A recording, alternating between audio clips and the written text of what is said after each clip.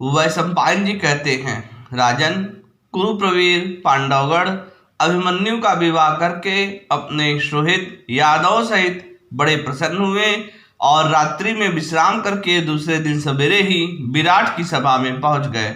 सबसे पहले समस्त राजाओं के माननीय और वृद्ध विराट एवं द्रुपद आसनों पर बैठे। फिर पिता वसुदेव जी के सहित बलराम जी और श्री कृष्ण विराजमान हुए। सात्यकी और बलराम जी तो पांचाल राज द्रुपद के पास बैठ गए तथा श्री कृष्ण और युधिष्ठिर राजा विराट के समीप विराजमान हुए। जब सब लोग आ गए तो वे पुरुष श्रेष्ठ आपस में मिलकर तरह तरह की बातचीत करने लगे। फिर श्री कृष्ण की सम्मति जानने के लिए एक मुहूर्त तक उनकी ओर देखते हुए आसनों पर बैठे रहे। तब श्री कृष्ण ने कहा, सुबल पुत्र शकुनी ने जिस प्रकार कपटदूत में हराकर महाराज युधिष्ठिर का राज्य छीन लिया और उन्हें वनवास के नियमों से बांध दिया था, वह सब तो आप लोगों को मालूम ही है। पांडव लोग उस समय भी अपना राज्य लेने में समर्थ थे, परंतु वे सत्यनिष्ठ थे, इसीलिए उन्होंने 13 वर्ष तक उस कठोर नियम का पालन किया। अब आप लोग ऐसा उपाय सोचें जो कौरव और पांडवों के लिए धर्मानुकूल और कीर्तिकर हो, क्योंकि अधर्म के द्वारा तो धर्मराज युधिष्ठिर देवताओं का राज्य भी नहीं लेना चाहेंगे। हाँ, धर्म और अर्थ से युक्त हो तो इन्हें एक गांव का आधिपत्य स्वीकारने में भी कोई आपत्ति नहीं होगी। यद्यपि धृतराष्ट्र के पुत्रों के कारण इन्हें असह्य कष्ट भोगने पड़े हैं, तथापि अपने सुहृदों के सहित ये सर्वदा उनका मंगल ही चाहते रहे हैं। अब ये पुरुष प्रवर अपना वही राज्य चाहते हैं जिसे इन्होंने अपने बाहुबल से राजाओं को परास्त करके प्राप्त किया था। वैशंपायन जी कहते हैं, राजन, श्री कृष्ण का यह भाषण धर्म अर्थयुक्त, मधुर और पक्षपात शून्य था। बलराम जी ने उसकी बड़ी प्रशंसा की और फिर इस प्रकार कहना प्रारंभ किया, आपने श्री कृष्ण का धर्म और अर्थ के अनुकूल भाषण सुना।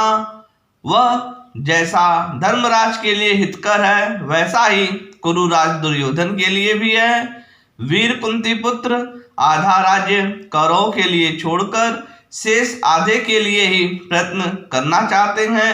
अतः दुर्योधन आधा राज्य दे दे तो वह बड़े आनंद से रह सकता है। इसलिए यदि दुर्योधन का विचार जानने और उसे युधिष्ठिर का संदेश सुनाने के लिए कोई दूत भेजा जाए और इस प्रकार कौरव पांडवों का निपटारा हो जाए तो मुझे बड़ी प्रसन्नता होगी। वहां जो दूत जाए उसे जिस समय सभा में कुरुश्रेष्ठ भीष्म, धृतराष्ट्र, द्रोण, अश्वत्थामा, विदुर, कृपाचार्य, शकुनी, कर्ण तथा शस्त्र और शास्त्रों में पारंगत दूसरे धृतराष्ट्र पुत्र उपस्थित हो और जब सब वयोवृद्ध एवं वृद्धावृद्ध पूर्वासी भी वहां आ जाए तब उन्हें प्रणाम करके राजा युधिष्ठिर का कार्य सिद्ध करने वाला वचन कहना चाहिए। इस पर राजा द्रुपद ने कहा, महाबाओ, दुर्योधन शांति से राज्य नहीं देगा।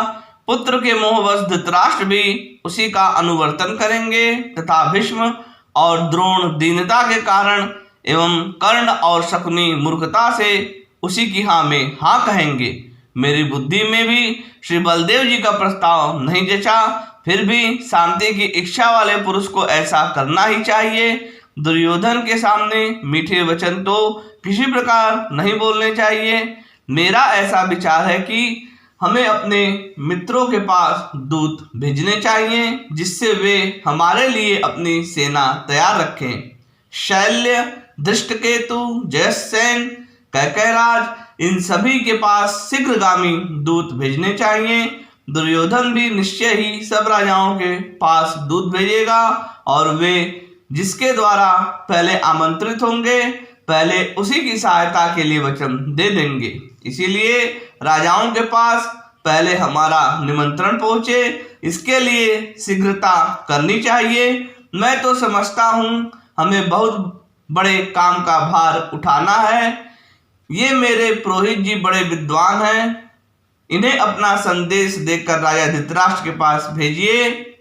दुर्योधन, भीष्म, धृतराष्ट्र और द्रोणाचार्य, इनसे अलग अलग जो कुछ कहलाना हो वह इन्हें समझा दीजिए।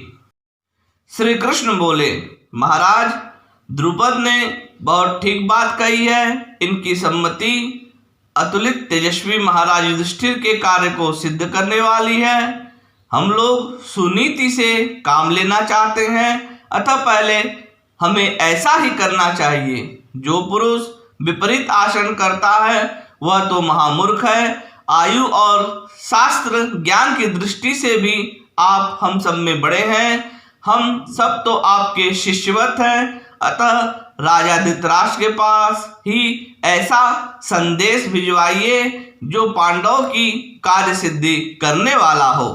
इसके पश्चात राजा विराट ने श्री कृष्ण का सत्कार करके उन्हें बंधु बांधव सहित विदा किया।